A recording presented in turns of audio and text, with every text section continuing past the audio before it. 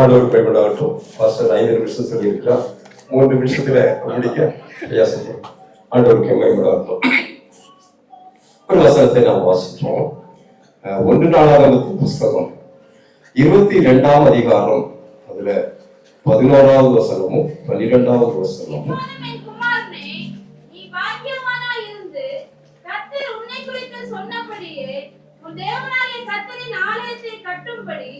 அவர் உன்னுடனே கூட இருப்பாராக. கர்த்தர் உனக்கு ஞானத்தையும் உணர்வையும் அருளச் செய்து உன் தேவனாகிய கர்த்தரின் நியாயப்பிரமாணத்தை கைக்கொண்டு இஸ்ரவேலை ஆளும்படி உனக்கு கட்டளையிடுவாராக. 16வது வசனத்தை வாசிப்போம். பொன்னுக்கும் வெள்ளிக்கும் வெண்கலத்துக்கும் இரும்புக்கும் கணக்கில்லை. நீ எழுப்பி காரியத்தை நடப்பி கர்த்தர் உன்னோட இருப்பாராக என்றான். ஆமென். அல்லேலூயா. சாமுவேல் சொல்றமாகவே 20 வருஷம் அவரோடு நடந்தார் அப்படின்னு சொல்லி அப்படியே சாட்சி சொன்னார். நானும் ஏகதேசம் பாஸ்டரோடு கூட 20 வருஷம் அவரு கூட நடக்கும்படியாக ஆண்டவர் உதவி செய்தார். நல்ல மாதிரியை கற்றுக்கொண்டோம். ஆகவே தாழ்மை சொன்னோடமாக எல்லாமே அவரிடத்துல கற்றுக்கொண்டோம். அதுக்கு பிற்பாடு பாஸ்டர் ஆலயத்தை கட்ட வேண்டும் என்று சொல்லி ஊழியர்கள்லாம் கூடி செபிக்கிற சமயத்துல பாஸ்டர் கலர் சொல்லுவார். அப்புறம் கர்த்தருடைய ஆலயத்தை அவர் பார்த்துக் கொள்வார் என்று நிசாரமா சொல்றாங்க. காரியமா பேசுவாங்க. நிசாரமா கர்த்தருடைய வேலையை அவரே பார்த்துக் கொள்வார் அப்படின்னு சொல்லுவார். அது பிற்பாடு அந்த ஊழியத்துக்கு பிற்பாடு அது அவருடைய ஊழியம், அவர் பார்த்துக் கொள்வார் என்று, ஏன்னா அந்த அளவுக்கு ஆண்டவர் மேல் நம்பிக்கை வைத்திருந்தார்.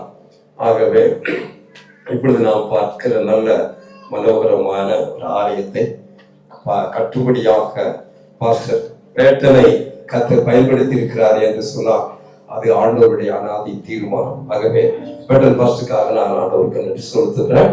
இப்பொழுது என் குமாரனே, நீ பாக்கியவானாய் இருந்து கர்த்தர் உன்னை குறித்து சொன்னபடியே உன் தேவனாகிய கர்த்தரின் ஆலயத்தை கட்டும்படியாக அவர் உன்னுடனே இருந்தார். அல்லேலூயா.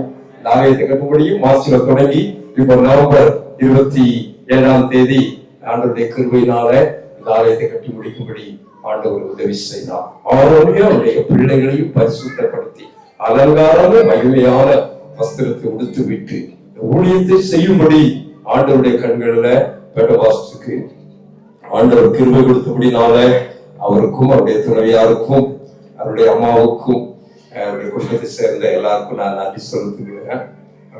ஆண்டவருக்கே மகிமை உண்டாகட்டும். காரணம், இந்த இளம் பிராயத்துல ஒரு ஆலயத்தை கட்டும்படியாக பெரிய பொறுப்பை ஆண்டவர் பேட்டன் பாஸ்டர் நம்பி கையில கொடுத்திருக்கிறார் என்றால் அது ஆண்டவருடைய கிருபை அல்லாமல் வேறு ஒன்றும் இல்லை என்பதை நாம் அறிந்திருக்கிறோம். கர்த்தர் உனக்கு ஞானத்தையும் உணர்வையும் அருள் செய்து உன் தேவனாகிய கர்த்தரின் நியாயப்பிரமாணத்தை கை கொண்டு இஸ்ரவேலில் ஆளும்படி உனக்கு கட்டளையிடுவாராக. இந்த சபையை நடத்தக்கூடியதான ஆசீர்வாதத்தையும் ஞானத்தையும் விவேகத்தையும் கொடுத்து நடத்துவாராக அப்படின்னு சொல்லிட்டு கீழே 16வது வசனத்தை நாம் சொல்லி கொடுத்துள்ளோம். பொன்னுக்கும் வெள்ளிக்கும் வெண்கலத்துக்கும் இரும்புக்கும் கணக்கே இல்லை. நீ எழும்பி காரியத்தை நடப்பி கர்த்தர் உன்னோடு இருக்கிறார். ஆகவே கர்த்தருக்காக செய்கிற எந்த ஒரு சின்ன வேலையோ பெரிய வேலையோ எழுப்பி காரியத்தை நடப்பிக்கும் போது அவர்களை கொண்டு கர்த்தர் பெரிய காரியங்களை செய்வாராக. மீதி இருக்கிற எல்லா வேலையையும் ஆண்டவர் நேர்த்தியாய் செய்து முடிக்கும்படியாக நாம் ஜெபிப்போம். கர்த்தர் நமக்கு சொன்னபடியே செய்வோம். கர்த்தர் நம்மை ஆசீர்வதிப்பார்.